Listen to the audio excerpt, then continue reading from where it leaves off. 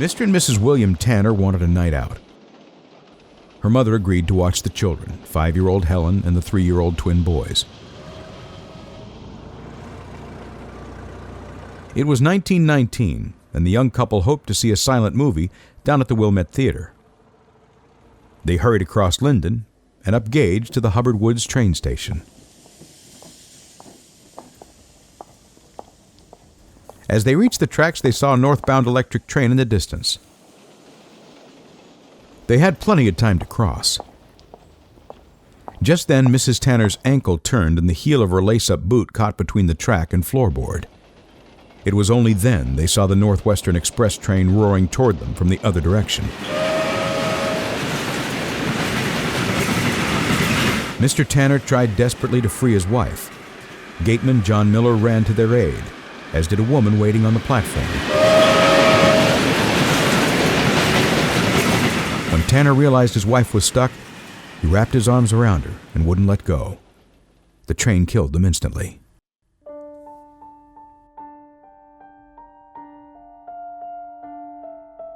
Miller was hurled 40 feet into a flagman's shanty, breaking both legs and an arm.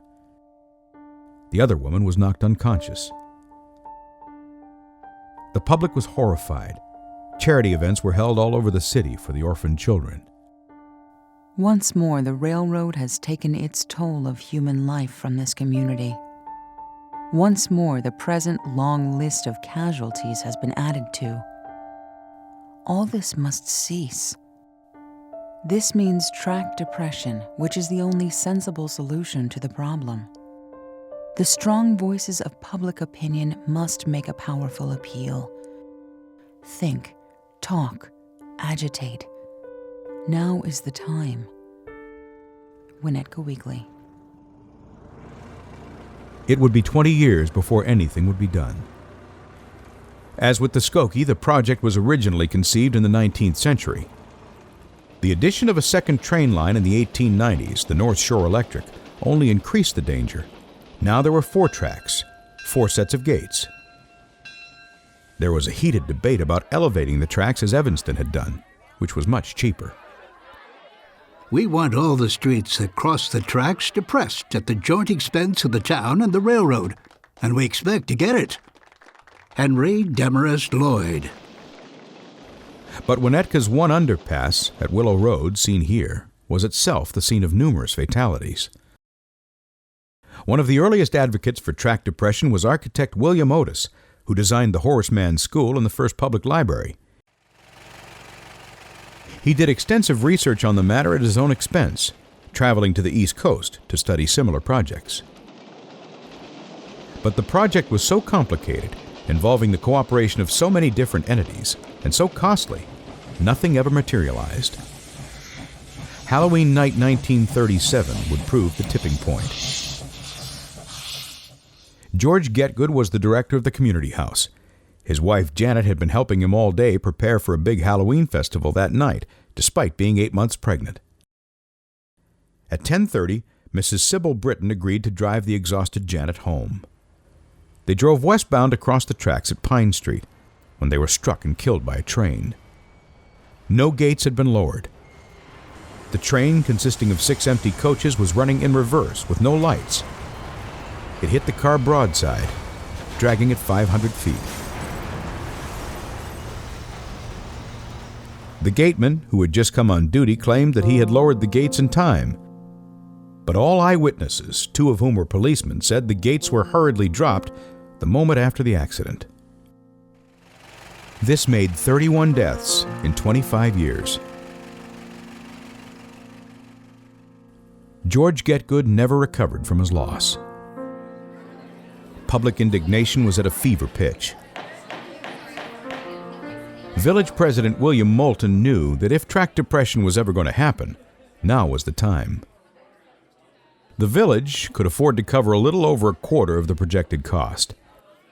As head of the Public Works Administration, Harold Ickes said the PWA would be willing to pay 45% of the total price tag, but only on the condition the railroads paid the rest.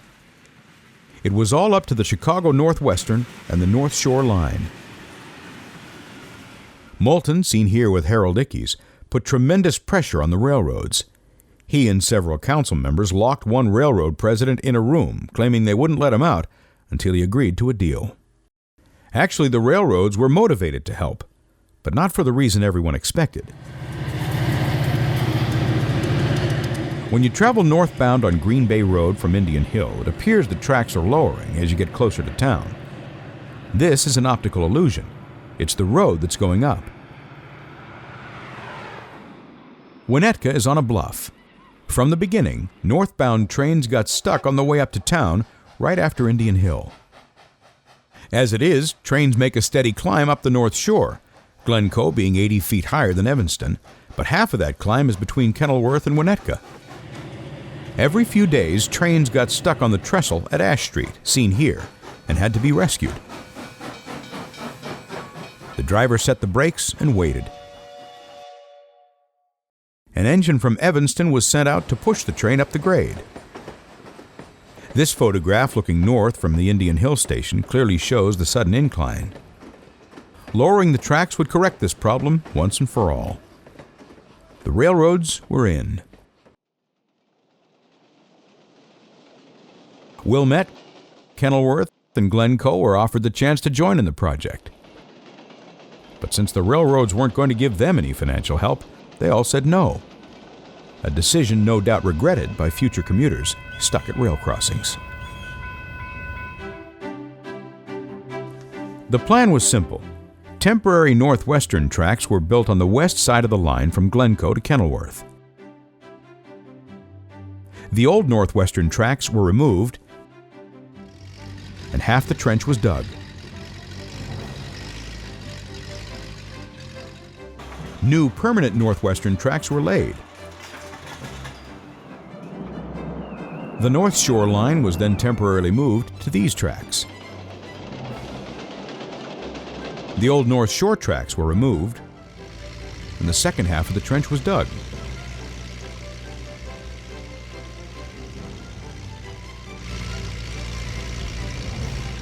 Once the trench was complete and the second set of tracks laid, then the temporary right-of-way could be removed.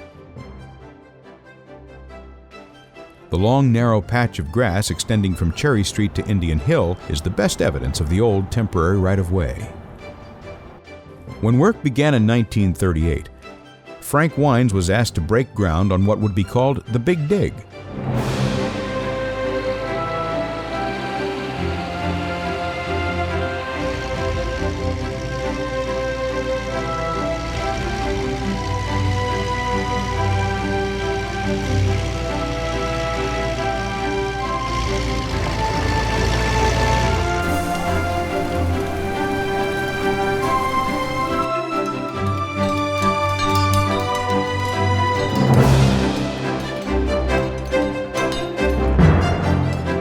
Digging began at Willow Road, heading north.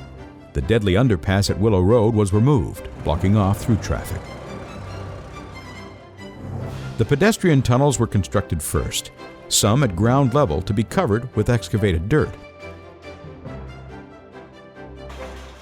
The Winnetka Avenue underpass was built next, as was the Wilson Avenue retaining wall. Prior to the grade separation, Wilson Avenue did not exist. New Trier traffic was diverted to a temporary underpass built at Sunset.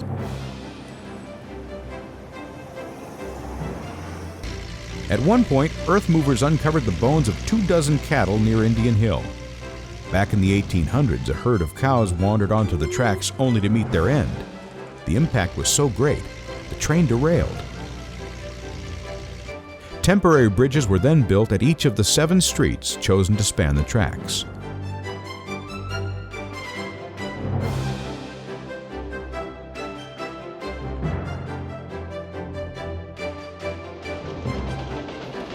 In the end, the ditch was 143 feet wide, 3.5 miles long.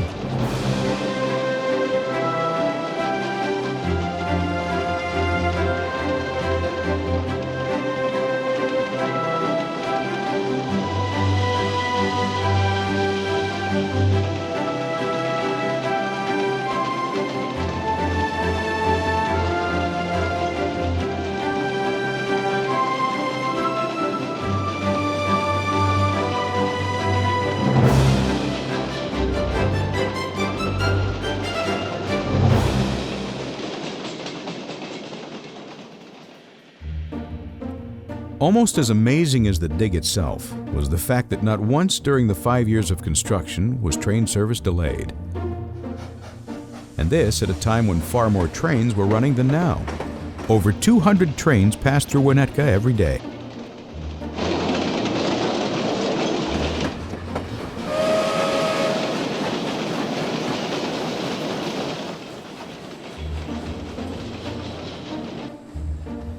The Winnetka station, completed in 1943, was actually the town's fourth.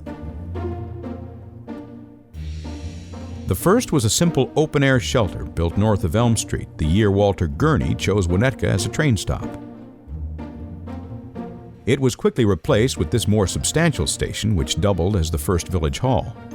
In 1871, the same dry year Chicago went up in flames, the station burned to the ground, taking with it Winnetka's earliest records. The third train station was the most impressive of all, an attractive brick and stone structure located on the east side of the tracks. Unfortunately, it was situated right where the trench would be dug. It had to be torn down.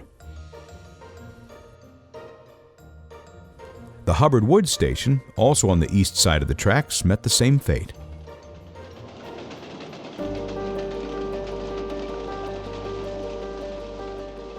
Ironically, just a few years after the dig was complete, the North Shore line was discontinued.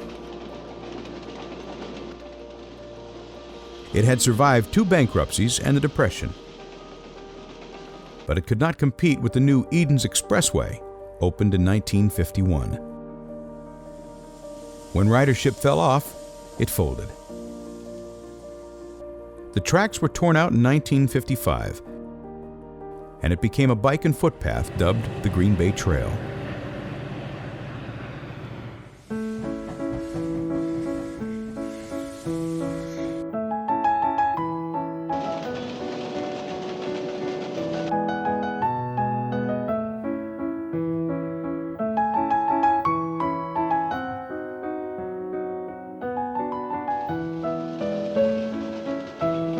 Two years into the project, after the trains were running on their new tracks and the project was clearly a success, Frank Wines retired.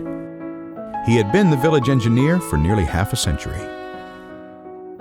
In 1898, when he was just 26 years old, Frank Wines was appointed village engineer. In that capacity, he envisioned the 2 most ambitious engineering projects Winnetka would ever undertake: the creation of the Skokie Lagoons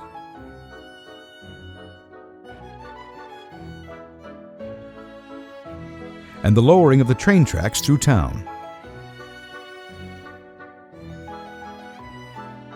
His renderings of the 2 projects, made between 1906 and 1909, bear an extraordinary likeness to the end products. He showed them to architect Daniel Burnham. Burnham was impressed, but for some reason predicted neither project would be realized for another quarter century. Burnham's forecast was as accurate as Wines' drawings. Frank Wines also helped found the Historical Society. His thoughtful respect for the past combined with his prophetic vision of the future earned him the nickname Mr. Winnetka. He's seen here showing his granddaughter his model of the Patterson Tavern. Wines died in 1953. A small plaque on the Elm Street Bridge honors the man who many called Mr. Winnetka.